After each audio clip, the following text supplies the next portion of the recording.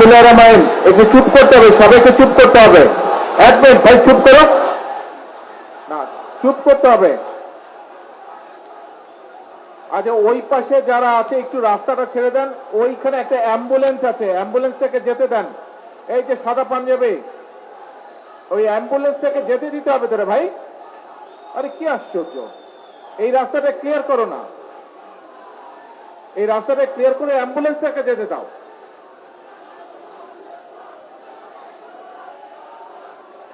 এই রাজ, তুমি যাও, ওই তোমার সাথে কয়েকজনকে নাও, ওই অ্যাম্বুলেন্সটা ক্লিয়ার করো, ওই রাস্তাটা ক্লিয়ার করো। ওখানে ওই পাশটা ক্লিয়ার করতে হবে, ওই রাস্তাটা ক্লিয়ার করতে হবে। সবাই পিছনে চাপো, নাহলে সামনে আসো, পেছন দিকে যাও, নাহলে সামনে আসো।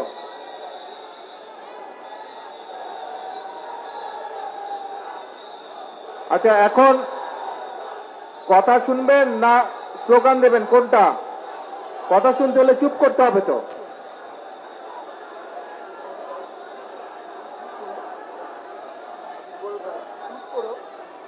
কথা শুনতে হলে চুপ করতে হবে, আমাদেরকে শান্ত হতে হবে। আর ওই পাশের, হ্যাঁ, ওই পাশের রাস্তাটাকে ছেড়ে দাও ভাই, অ্যাম্বুলেন্সটা যেতে হবে। ওই যে ওখানে দাঁড়িয়ে আছে, পিছনে চাপো, গাড়িগুলাকে যেতে দাও। আইল্যান্ডের ওপাশে যারা আছে গাড়িগুলাকে যেতে দাও, প্লিজ সরে যাও, গাড়িগুলোকে যেতে দাও।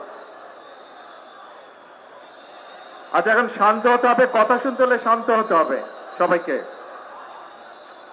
বিষয়টা হচ্ছে যে আমাকে সাংগঠনিক কাজে অফিসে আসতে হবে, কিন্তু প্রতিদিন যদি রাস্তা এইভাবে করে বন্ধ করে দেওয়া হয়, তাতে কিন্তু দলের বদনাম হবে, মানুষের কষ্ট হবে। ঠিক আছে, এইভাবে প্রতিদিন রাস্তা বন্ধ করা যাবে না। যেভাবে সাধারণ স্বাভাবিক বিষয়, সেটি আমাদেরকে চেষ্টা করতে হবে যাতে স্বাভাবিক থাকে সবকিছু। অফিসে আমি আরো আসব, কিন্তু এরকম রাস্তা বন্ধ করা যাবে না। আর যদি এরকম রাস্তা বন্ধ হয়, তাহলে আমার পক্ষে অফিসে আসা সম্ভব না। কিন্তু অফিসে আসলে নেতাকর্মী সকলের সাথে দেখা সাক্ষাৎ করা সম্ভব হবে, সাংগঠনিক কাজ করা সম্ভব হবে। আমি কথা বোঝাতে পেরেছি? রাস্তা বন্ধ করা যাবে না। যদি আমাকে পল্টন অফিসে দেখতে চান সবাই আপনারা, তাহলে রাস্তার পরিবেশ স্বাভাবিক রাখতে হবে। রাস্তা এরকম বন্ধ করা যাবে না, মানুষের চলাচলে বাধা বিঘ্ন দেওয়া যাবে না। বোঝা গেছে?